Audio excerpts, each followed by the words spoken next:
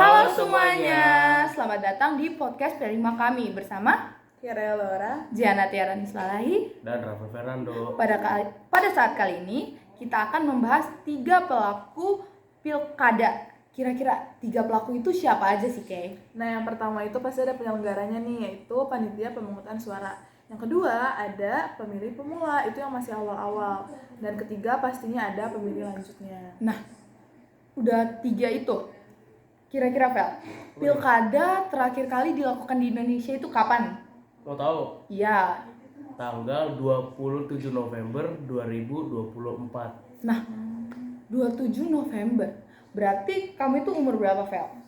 Aku waktu itu masih umur 16 tahun. Aduh, berarti belum bisa milih ya? Belum bisa. Nah, itu minimalnya berapa nih, Vel, kalau kamu mau kasih tahu teman-teman yang nonton? Jadi minimal untuk bisa ikut dalam pemilu yaitu 17 tahun dan harus mempunyai KTP. Berarti itu wajib ya, itu ketentuan awal banget. Wajib. Tapi kayaknya aku tadi dengar pemula sama lanjut. Kalau lanjut itu siapa sih, kayak kalau kita tahu kan pasti pemula 17 tahunan Umur ya. awal ya. Iya. Kalau misalnya pemilih lanjut itu mereka yang udah senior atau yang udah berpengalaman itu gitu, dari umur 30 sampai seterusnya. Oh, jadi gitu ya, guys. Jadi kalian makin penasaran gak sih apa yang bakalan kita omongin dengan narasumber kita ini? Jadi kalau begitu kita lanjut aja gak sih ke videonya? Lanjut aja deh, aku Yaudah. udah penasaran banget nih. Yaudah, ayo kita lanjut. Nah, pada saat ini kita sudah bersama Kak Sabita. selaku KPPS Pilkada 2024. Selamat siang, Kak. Selamat siang. Nah, Kak, kita mau mulai nanya-nanya nih. Yang pertama, gimana sih persiapan panitia pemungutan suara dalam menghadapi Pilkada tahun kemarin? Persiapannya, jadi kalau untuk persiapan para panitianya itu yang pertama itu kita ada pelatihan untuk para petugasnya, dan yang kedua itu ada pengecekan pemilih suara tetap, dan yang ketiga itu ada kebutuhan logistik. Jadi kebutuhan logistik itu ada kayak kotak suara, surat suara, tinta. Nah itu dipastikan tidak kekurangan gitu untuk kebutuhan itunya. Dan yang terakhir itu ada simulasi. Jadi simulasi tersebut dilakukan oleh para panitia kepada masyarakat. Jadi bagaimana sih nanti besok keberlangsungan pemilu tersebut. Oke, bener ya, kayak itu yang perlu di ini. Yang kedua nih Kak, tantangan yang Kakak hadapi sebagai panitia pemungutan suara pilkada itu apa aja? Kalau untuk tantangannya, saya basic aja. Yang pertama itu keterbatasan waktu. Karena kan kalau untuk pemilihan suara itu kita ada jam-jamnya ya. Itu yang bisa menjadi tantangan. Dan yang kedua itu banyak yang lansia yang sulit jalan gitu kan. Jadi itu harus dibantu langsung oleh para panitia gitu. Ternyata ada juga ya Kak tantangannya ya Kak. Oh ya. Terus kalau langkah-langkah yang dilakukan itu apa aja sih Kak buat supaya proses pemilu ini tuh berjalan dengan jujur dan adil? Langkah-langkahnya itu ada pengawasan ketat oleh para pengawas independen, jadi memastikan tidak ada kecurangan di dalamnya. Yang kedua itu ada transparansi hasil pemungutan suara, dan yang ketiga itu ada pencatatan suara yang akurat, dan biasanya pencatatan yang akurat itu dilakukan di tempatnya langsung dan disaksikan oleh masyarakat setempat. Gitu. Jadi begitu ya Kak. Nah, Kak, kalau misalnya ada masalah teknis atau kayak alat-alatnya hilang nih, Kak, gimana sih cara panitia mengatasi masalah-masalah tersebut? Oke, biasanya para panitia itu menyediakan cadangannya ya, kayak tinta, surat suara, kotak suara gitu. Jadi untuk memastikan tidak ada hal-hal yang tidak diinginkan. Dan yang kedua itu ada koordinasi untuk memastikan nggak ada hal-hal seperti itulah gitu di dalamnya. Oke, bener ya. Oke, kalau gitu yang terakhir nih Kak. Bagaimana panitia ini mengedukasi masyarakat mengenai prosedur dan ketentuan dalam pemungutan suara pilkada? Biasanya para panitia juga melakukan sosialisasi kepada masyarakat untuk bagaimana nanti pemilu itu berlangsung gitu. Jadi tidak ada kekeliruan di dalamnya. Begitu ya. Oke. Berarti kita bisa lihat ya di sini kalau misalnya bagi mereka yang masih pemilih pemula dari usia 19 sampai 20-an kali ya. Iya. Ya, itu bisa menjadi panitia pemungutan suara pilkada ya Kak. Berarti Kakak tadi di bidang KPPS ya Kak? Iya, betul. Keanggotaan panitia pemungutan suara. Oke, berarti itu tugasnya yang nyiapin barang-barang nggak sih Kak? Iya, itu juga. Terus mengkoordinasi juga sih. Oh, benar-benar. Kakaknya masih muda tapi udah bisa jadi KPPS. Iya. Kirain aku cuma bisa yang udah tua-tua Iya. gitu loh. Sama baru lansia. tahu juga. Iya kan? Benar-benar udah. Masih baik ya Kak udah meluangkan waktunya jadi ngingat. Makasih. Makasih ya Kak. Pada kesempatan sebelumnya, kami telah mewawancarai PPS Pilkada. Dan pada kesempatan kali ini, kami akan mewawancarai Kak Kimiko selaku pemilih pemula. Selamat malam Kak. Nah Kak, sebelumnya kalau boleh tahu nih kakak umur berapa ya Kak? Umur 18 tahun. Oh berarti kakak ini termasuk Gen Z ya Kak? Kalau begitu, gimana nih kakak mencari informasi terkait calon pemimpin daerah yang akan kakak pilih? Saya mencari melalui dari berbagai situs media sosial, debat calon, dan juga kayak acara atau kunjungan dari calon pemilih. Oh iya, benar ya Kak, apalagi pada sekarang ini udah era digital ya.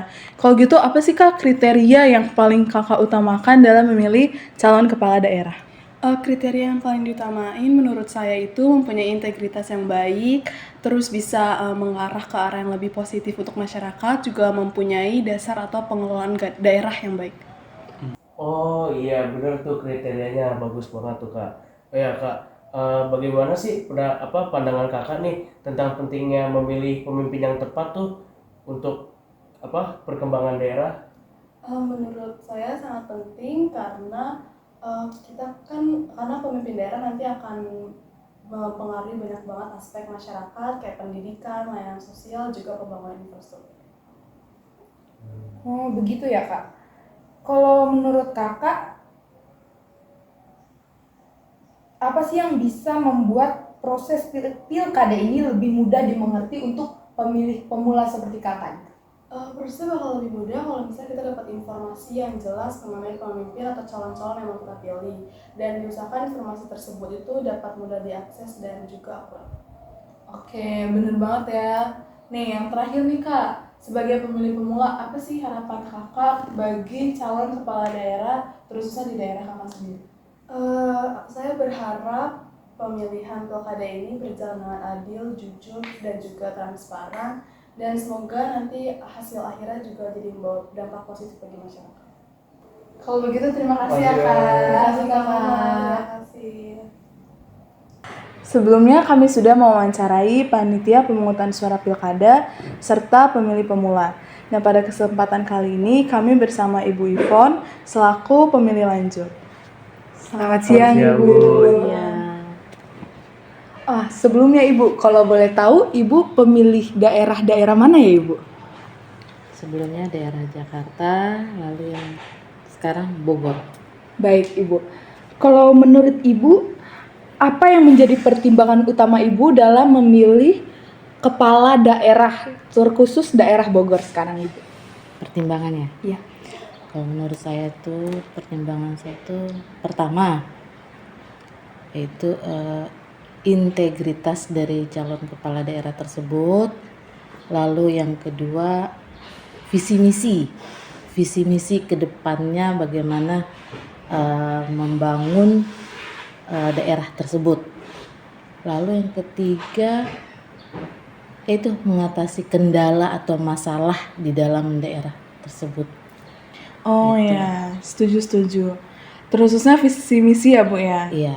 Oke, kalau gitu harapannya untuk ke depan bagi calon kepala daerahnya apa saja Bu? Harapannya untuk calon kepala daerah itu kalau buat saya berfokus atau berpusat pada program-program seperti peningkatan kesejahteraan masyarakat, lalu kualitas hidup masyarakat, serta peningkatan infrastruktur ramah lingkungan. Baik Ibu, harapan yang bagus ya. Menurut Ibu sebagai pemilih lanjut ya, seberapa penting sih program-program yang berfokus pada kesejahteraan masyarakat pada pilkada kali ini?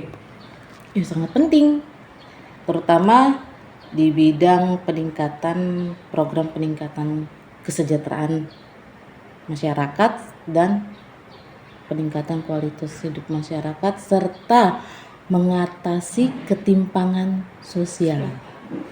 Oke, baik. Oke, baik Ibu.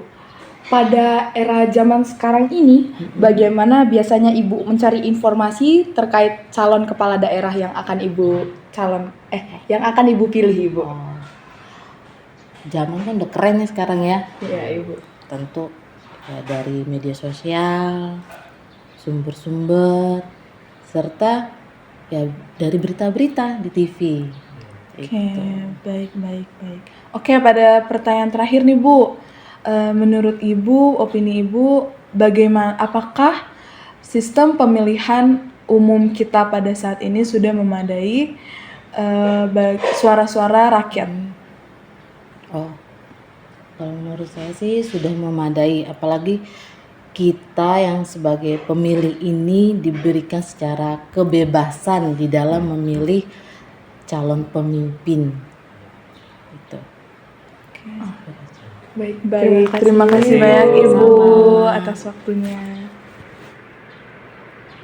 Nah guys, kalian makin ngerti nggak sih setelah wawancara kita dengan 3 narasumber tadi? Oh, kalau aku sih jadi ngerti sih sekarang. Ya, aku jadi ngerti banget, apalagi kita udah dengar pendapat dari pemilih lanjut, terus pemilih pemula, terus informasi yang dikasih sama panitianya juga berguna banget sih. Tadi kalau nggak salah, kakak panitianya masih 19 tahun ya? Iya. Aku baru tahu sih kalau ternyata dari umur 19 sampai ke 20 tuh bisa loh jadi panitianya. Iya. Aku kira yang senior-senior doang. Ternyata pemilih pemula juga bisa menjadi panitia pilkada tahun kemarin guys. Nah, kalau begitu sampai jumpa di Konten kita selanjutnya. Bye.